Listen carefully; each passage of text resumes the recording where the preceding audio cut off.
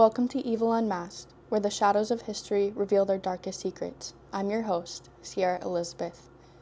As a criminal justice and criminology graduate, I've always been drawn to the mysteries that lurk beneath the surface of everyday life. This podcast is dedicated to uncovering and discussing the truth behind some of the most chilling and intriguing cases in true crime history.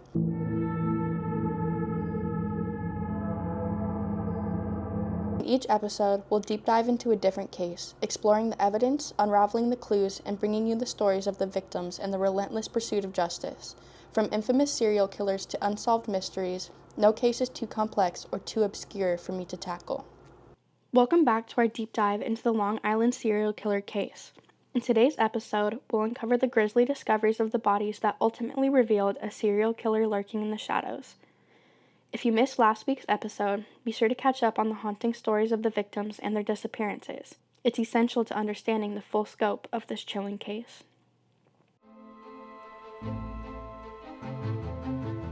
This is Evil Unmasked. Let's begin. On December 11, 2010, a Suffolk County Police Canine Unit searched for missing woman Shannon Gilbert and made a chilling discovery: human skeletal remains along Ocean Parkway at Gilgo Beach. The remains were later identified as those of Melissa Bartholomew, who had disappeared in 2009. Just 2 days later, on December 13th, police uncovered 3 more sets of skeletal remains near the spot where Melissa was found. All 4 bodies were located within approximately 500 feet of each other, marking the grim beginning of what would become known as the Long Island serial killer case. These 4 victims would also become known as the Gilgo Beach 4. On December 15, 2010, the FBI offered its assistance in the investigation. That same day, police seized a white SUV belonging to a client of Melissa Bartholomew. The client was an Oak Beach resident. By December 16th, the Suffolk County Medical Examiner's Office confirmed that the 4 sets of remains were all female victims, but none belonged to Shannon Gilbert.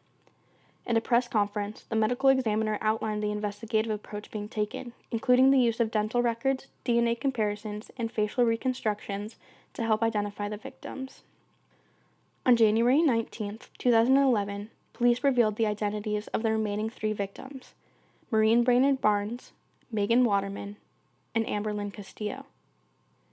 Along with Melissa Bartholomew, they became known as the Gilgo Beach 4. At this point, District Attorney Thomas Spota confirmed that a serial killer was responsible for the deaths, noting that all 4 victims had worked as escorts and used Craigslist to find clients. Police Commissioner Richard Dormer announced that the search would continue once weather conditions improved, as the harsh Long Island winter had hindered further efforts. On May 29, 2011, Suffolk County Police resumed their search at Gilgo Beach, hoping to find Shannon Gilbert or any other hidden remains. About a mile east of where the original 4 victims had been discovered, police uncovered a skull, a pair of hands, and a forearm. DNA testing confirmed that these remains belonged to Jessica Taylor, whose torso had been found in Manorville in 2003. That same day, Suffolk County District Attorney Thomas Spota stated that, quote, "There is no evidence that all of the remains are the work of a single killer," end quote. A week later, on May 17th, Suffolk County Police announced that they were reviewing other homicide cases to investigate potential connections to the bodies found along Ocean Parkway. On May 31st, authorities announced that the 5th set of remains discovered did not belong to Shannon Gilbert. On April 4th, 2011, police discovered 3 additional sets of human remains along Ocean Parkway between Oak Beach and Gilgo Beach.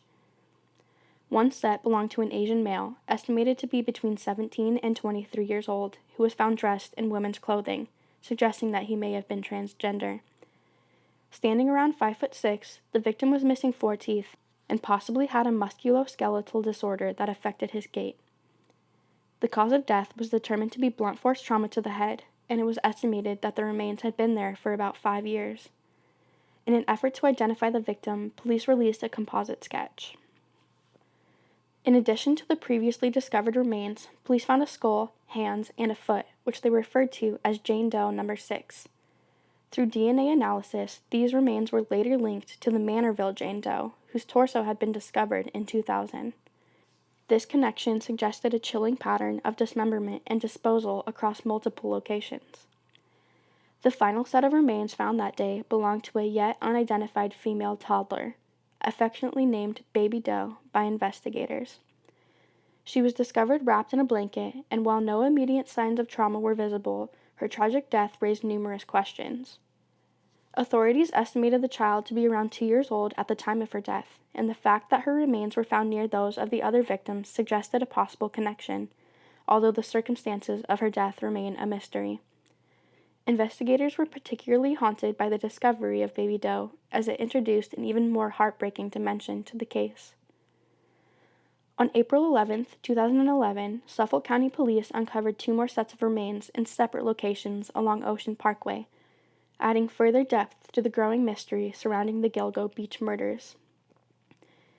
In one location, near Jones Beach State Park, investigators found a plastic bag containing upper and lower extremities. This victim was designated as Jane Doe No. 3, with her identity remaining unknown. The discovery of these dismembered remains once again highlighted the killer's brutal method of disposing of victims. In a separate area west of Tobay Beach in Nassau County, police made another grim discovery: a skull. Initially referred to as Jane Doe No. 7, this victim's identity remained elusive until DNA testing revealed a connection to the Fire Island Jane Doe, whose legs had been found in 1996 on Fire Island. This link connected remains that were found years and miles apart, suggesting a long-term and organized effort by the perpetrator to hide the bodies. These discoveries painted an increasingly complex picture of the killer's methods and timeline, as the remains of victims were scattered across various locations over many years, frustrating investigators as they worked to piece together the identities of the victims and the motives behind the killings. On November 29, 2011, Police Commissioner Richard Dormer announced a significant shift in the investigation. Authorities now believed that a single serial killer was responsible for the murders of the victims found along Ocean Parkway. Commissioner Dormer clarified that the case of Shannan Gilbert was not connected to the series of killings, asserting that her disappearance in Oak Beach and the subsequent discovery of bodies on Gilgo Beach appeared to be a coincidence. Quote, "We believe it's just a coincidence that she went missing in Oak Beach and the bodies were found on Gilgo Beach," end quote, Dormer stated, refocusing the investigation on the potential connections among the victims found along the coastline.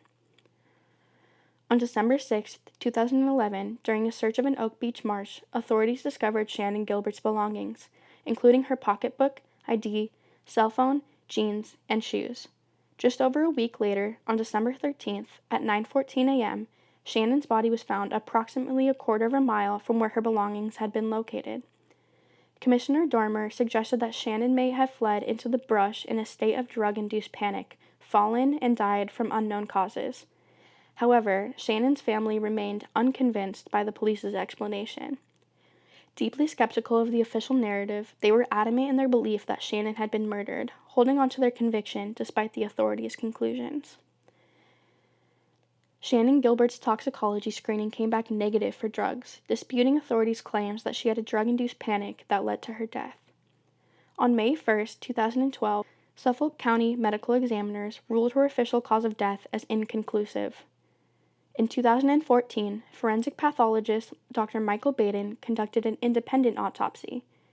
He identified damage to her hyoid bone and stated that while there was insufficient information to determine a definitive cause of death, the findings were consistent with homicidal strangulation. Dr. Baden also noted that Shannan's body was found face up, an anomaly for drowning victims, further suggesting the possibility of foul play. Marie Gilbert, Shannan's mother, took legal action against the Suffolk County Police Department, demanding the release of recordings and transcripts related to her daughter's case. The police argued that disclosing these materials could jeopardize the ongoing investigation. However, after a nearly decade-long court battle, a judge finally ruled in May 2020 that Suffolk County must release the recordings. These were subsequently handed over to the family's attorney, John Ray, who found the tapes to be highly significant. Ray noted that the audio contradicted the official statements made by the police. Although the recordings could not be publicly released without further court approval, the situation took a notable turn. On May 13, 2022, Suffolk County Commissioner Rodney Harrison held a press conference announcing the release of Shannan Gilbert's 911 call, along with 2 additional calls made by residents of Oak Beach. The recordings were made available on gilgonews.com, and plans were also set to release the independent autopsy report conducted by Dr. Michael Baden. Commissioner Harrison stated, based on the evidence, the prevailing opinion in Shannon's death, while tragic, was not murder and was most likely non-criminal. Meanwhile, Marie Gilbert received a troubling phone call from a Peter Hackett, an Oak Beach resident who claimed that he operated a home for troubled girls and had treated Shannon on the morning of her disappearance. Hackett also admitted to making calls in 2 letters to CBS in 2011. Despite these revelations, he was later ruled out as a suspect. On July 23, 2016, Marie Gilbert was tragically murdered in her home in Ellenville, New York. One of her daughters, Sarah Elizabeth Gilbert, was arrested and charged with the crime. In May 2022, attorney John Ray, who represents Shannon Gilbert's family, held a press conference to challenge Suffolk County's claims that Shannon's death was accidental. During the event, Shannon's sister also called for an independent review of the case, emphasizing the need for further investigation into the circumstances surrounding her death. I and Cherie Gilbert have now studied Suffolk County Police Department's press conference presentation. We have finally concluded from it and from other evidence which we have that the time has come for Detective Lieutenant Kevin Byra to resign from the Shannon Gilbert Long Island serial killer investigation, and for the Attorney General to appoint an independent advocate to investigate Suffolk County Police Department's investigation of the deaths of Shannon Gilbert and of the other victims. There are several strong reasons for this. Let us not forget that the Suffolk County Police Department willfully misled the public for 10.5 years about the 911 tapes. Quote, her demeanor on the tape was calm.